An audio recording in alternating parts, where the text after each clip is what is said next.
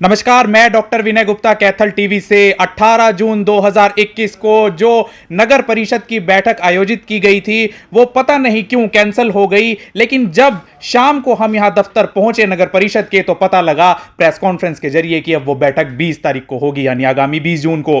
लेकिन साथ ही एक पत्र जो हमने पढ़ा उसमें लिखा हुआ था कि नगर परिषद यानी एमसी एक्ट 1973 की धारा 25 के तहत अब 20 तारीख को मीटिंग बुलाई जाएगी। ऐसा क्या हुआ कि कैथल जिले के विकास कार्यों के लिए बैठक को स्थगित करके 20 तारीख को रखना पड़ा?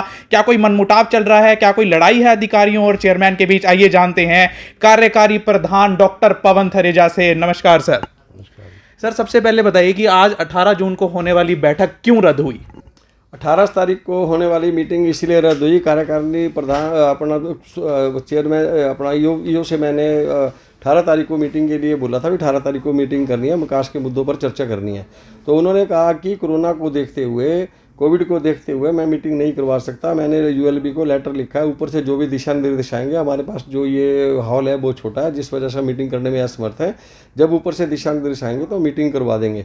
तो फिर काफ़ी दिन बीतने के बाद जब 18 तारीख आई तो वो बोले ऊपर से कोई दिशा निर्देश नहीं आए, तो उन्होंने इस मीटिंग को फिर कैंसिल ही होगी जब वो हमारे पास कोई दिशा निर्देश ही नहीं आए। उनके बाद फिर हम डीएमसी साहब से मिले। डीएमसी बोले आप और मतलब ईओ इकट्ठे मिलकर मीटिंग कर सकते हो। फिर हम डीसी साहब से मिले, वो भी बोले आप मीटिंग कर सकते हो। फिर मैंने ईओ साहब से पूछा, मैं कि मीटिंग वगैरह क्यों, आप आगे सरकार हो? तो उन्होंने कहा भी जैसे मेरे पास कोई दिशा निर्देश आएगा तो उसी हिसाब से फिर मीटिंग की जाएगी।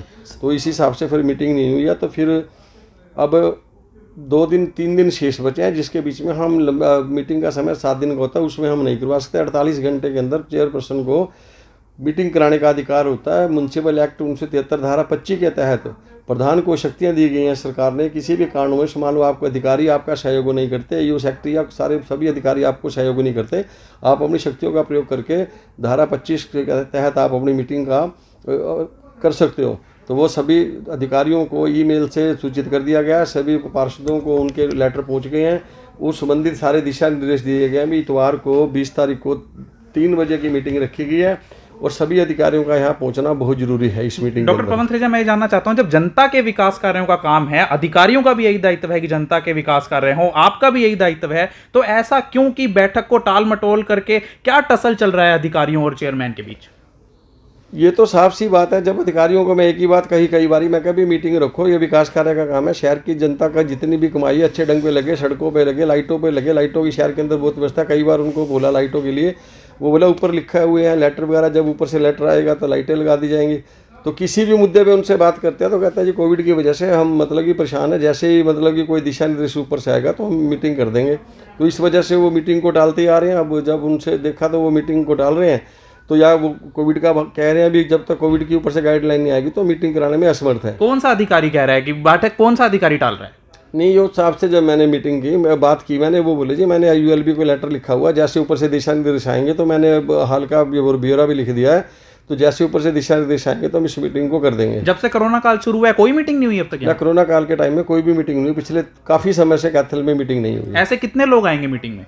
मीटिंग में तो देखो, एक तो 31 तो एमसी हैं, 3 नॉमिनेट एमसी हैं, 8 अधिकारी अपना म्यूनसिपल कमेटी के होते हैं, 2-3 अधिकारी अंदर वो जो प्रोसीडिंग वगैरह लिखते हैं वो होते हैं, बाकी 1-2 पानी पिलाने के लिए, तो लगभग 50 के आसपास अधिकारी हो ही जाते हैं। तो क्या कोई अन्य हॉल नहीं अरेंज किया जा सकता मीटिंग के लिए? नहीं, वो तो ईओ साहब की ड्यूटी बढ़ती है ना। अभी ये हॉल छोटा, तो उन्होंने कहना था उनको। चलो अब तो उन्होंने नहीं कहा, बोले मैंने तो जो हॉल है इसी में मीटिंग होती है। आज तक जितनी भी कैथल म्यूनसिपल कमेटी में मीटिंगें हुई हैं सब इसी हाल में हुई हैं, लेकिन कोविड की वजह से नहीं हो चुकी। तो उसके लिए हमने फिर नीचे जो अपना बरामदा में मीटिंग करने का निर्णय लिया। कोविड को देखते हुए सारे दिशा निर्देश अधिकारियों को दे दिए गए। सर, जो मैं आपके 7 मुद्दे पढ़ रहा था, आपने लेटर इशू किया ईमेल के जरिए विधायक को भी और ईओ को भी, उसमें पहले 3 मुद्दों में डोर टू डोर नाम के एक जो प्रोग्राम चल रहा है गार्बेज उठाने का, कचरा उठाने का, उसका टेंडर रद्द करने का, उस पर सवाल खड़े किए जा रहे हैं। तो क्या ये भ्रष्टाचार का मुद्दा सुलझाने के लिए मीटिंग है या विकास कार्य को डिस्कस करने के लिए? देखो, ये मीटिंग तो विकास कार्य के लिए, लेकिन ये डोर टू डोर का मुद्दा मेन है। उसके बीच में ये पता लग जाएगा जब वो मीटिंग होगी तो उसके अंदर जो भी क्राइटेरिया के अनुसार सब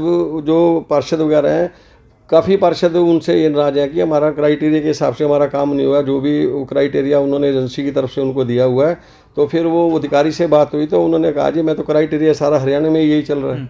क्योंकि इसमें टेंडर रद्द करने की बात हो रही है डोर टू डोर कैंपेन की, कहीं ऐसा तो नहीं है कि अधिकारियों के ऊपर कोई राजनीतिक या कोई ठेकेदार का कोई ऐसा प्रभाव है, दबाव है कि वो मीटिंग से बच रहा है बार बार? क्या बहाना बना रहा है ये मीटिंग में ना आने का? नहीं, यो साहब तो एक ही बात कह रहे हैं कि कोविड की वजह से मैं मीटिंग नहीं करवा रहा। जैसे मेरे पास ऊपर से गाइडलाइन आएगी तो मैं तो मीटिंग करवा दूंगा। मैं तो सरकारी अधिकारी हूँ, मेरे के ऊपर किसी का कोई दबाव नहीं है, लेकिन मैं तो अपने हिसाब से मीटिंग करवाऊंगा। कोविड के मेरे पास दिशा निर्देश आएंगे तो मीटिंग करवाऊंगा। जब एक्ट्स और रूल्स की बात आने लगती है और मीटिंग होती है तो अक्सर मामला कोर्ट में चला जाता है, तो क्या आप देख पा रहे हैं कि ये पूरा मीटिंग का एजेंडा हाई कोर्ट या सेशन कोर्ट पहुंच सकता है?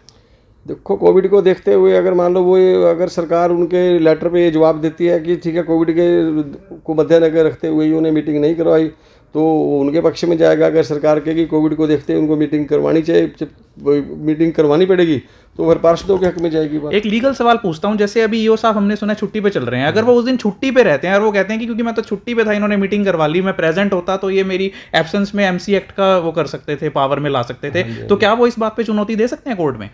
हाँ, वो देखो, एक्ट के मुताबिक जो हरियाणा एक्ट है, उस एक्ट के मुताबिक जो भी कार्रवाई होगी वो अपना कमेटी की तरफ से की जाएगी। ऐसी कितनी बार मीटिंग्स हुई हैं एमसी एक्ट का उदाहरण देकर 25 का? मेरे को 35 साल हो गया। Belong to municipal committee, municipal council, as a vice president मैंने यहाँ पे काम किया, लेकिन ऐसी आज तक कभी नौबत नहीं आई कि अधिकारी को बताया वो मीटिंग करनी है और अधिकारी ने उस मीटिंग को कभी टाला। सपोज कीजिए कि आपका कार्यकाल खत्म हो जाता है, मीटिंग फिर भी नहीं हो पाती है, मीटिंग का कोई निष्कर्ष नहीं निकलता है, तो आपके बाद किसके हाथ में कमान जाएगी चेयरमैन की एज ए ऑफिशिएटिंग पर्सन, और क्या वो ये मुद्दों पे फैसला ले सकता है इलेक्शन होने तक? देखो, ऐसा है, हमारा कार्यकाल है 21 तारीख तक। अगर 21 तारीख तक कोई मान लो किसी भी तरह का ये मीटिंग सक्सेसफुल नहीं होती तो ये एडमिनिस्ट्रेटर राज हो जाएगा।